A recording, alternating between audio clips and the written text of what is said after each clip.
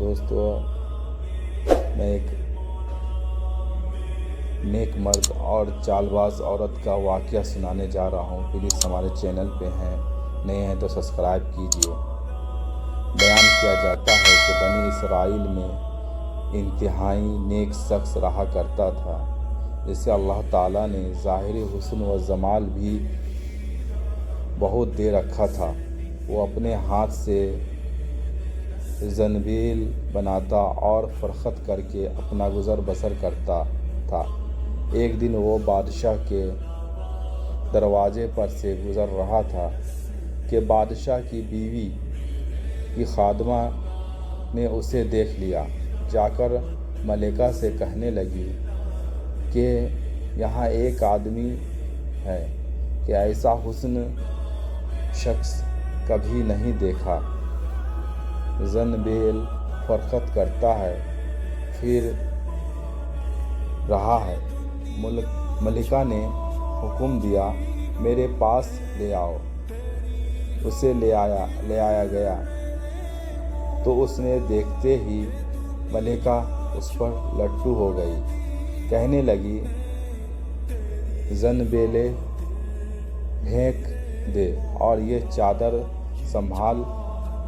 باندھی سے کہا، تیل اور خوشبو وغیرہ لا، ہم اسے اپنے حاجت پوری کریں گے۔ اور عابد سے کہنے لگی کہ اب تجھے زنبیلیں بیچنے کی ضرورت نہیں رہ گئی۔ عابد بار بار انکار کرتا رہا۔ کہنے لگی کہ اگر تو یہ کام نہیں کرنا چاہتا، اس کے بغیر یہاں سے باہر بھی نہیں جا سکتا۔ دروازے بند کرنے کا حکم دے دیا۔ عابد یہ حال دیکھا تو کہنے لگا، کیا تمہارے محل کے اوپر کوئی ضرورت کی جگہ ہے؟ کہنے لگی، ہاں۔ باندھی کو حکم دیا کہ اس کے لیے پانی وغیرہ اوپر لے جا۔ یہ عابد شخص اوپر چھت کے ایک کونے کی طرف گیا۔ دیکھا کہ محل بہت اونچا ہے، کوئی ایسی چیز نہیں ہے جس کے ساتھ لٹک کر نیچے اترا جائے، اور آخر اپنے نفس سے باتیں کرنا شروع کر دی کہ تو 70 برس سے اپنے رب کریم کی رضا کے مطلب میں لگا رہا، رات دن اس کی عبادت میں گزرتی تھی۔ تجھے پر آج ایک شام ایسی آئی ہے جو تیرے اس تمام محنت کو ضائع کر دے گی۔ وہ اللہ تجھے سے بڑھ کر کوئی خائن نہ ہوگا۔ اگر یہ شام تیرے اعمال کو فاسد کر دے گی، آخر اللہ کو کیا منہ دکھائیں گا؟ غرض اس طرح سے وہ اپنے آپ کو خطاب کرتا رہا اور آپس میں باتیں کرتا رہا۔ حضور صلی اللہ علیہ وسلم فرماتے ہیں کہ جب اس نے بلندی سے کود جانے کا تہیہ کر لیا تو اللہ تعالیٰ نے جبرائیل علیہ السلام کو ندا دی۔ انہوں نے لبیک کہہ کر جواب دیا۔ ارشاد ہو، میرے بندہ میری مصیحت اور ناراضگی سے بچنے کے لیے جان کی بازی لگا رہے ہیں، جا اپنے پیروں سے اس کو تھام لے اور اسے ذرا ابھی تک تکلیف نہ ہونے پائے۔ چنانچہ جبرائیل علیہ السلام نے اپنا پیر پھیلایا، اس نے پکڑ کر زمین پر رکھ دیا، جیسے ایک مہربان باپ بیٹے کو رکھتا ہے۔ فرمایا کہ عابد یہاں سے سیدھا گھر گیا، زنبیل وغیرہ وہیں رہ گئی۔ سورج غروب ہو رہا تھا۔ بیوی کہنے لگی، زنبیلوں کی قیمت کہاں ہے؟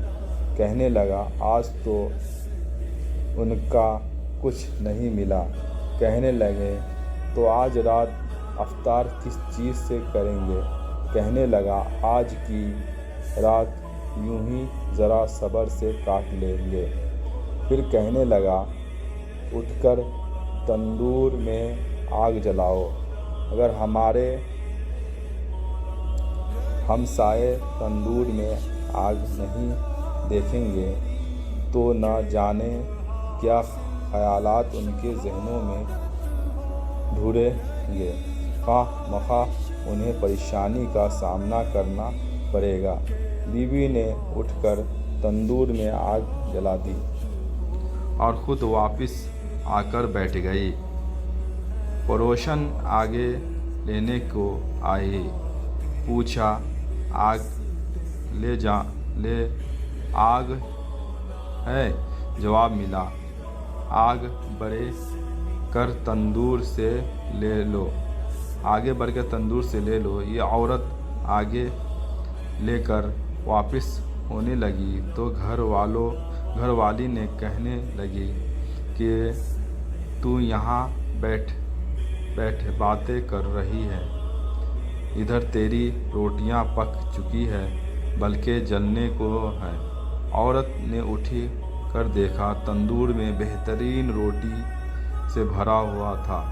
عورت نے انہیں برتن میں رکھا اور خاوند کے پاس لے آئے اور کہنے لگے کہ تیرے ساتھ اللہ تعالیٰ کا یہ معاملہ تیرا بلندی درجات کی وجہ سے ہی ہے، ہو سکتا ہے لہٰذا تو اللہ تعالیٰ سے دعا مانگے کہ ہماری باقی عمر خوشحالی اور فراخی میں گزرے۔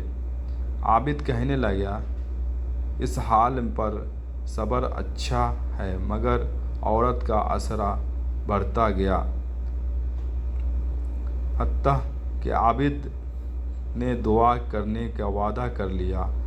آدھی رات کو اٹھ کر نماز پڑھی اور اللہ تعالیٰ سے دعا مانگنے لگا کہ اے اللہ، میری بیوی کا ارشاد اور تقاضا یہ ہے کہ اس کو باقی عمر میں خوشحالی اور فراخی عطا فرما۔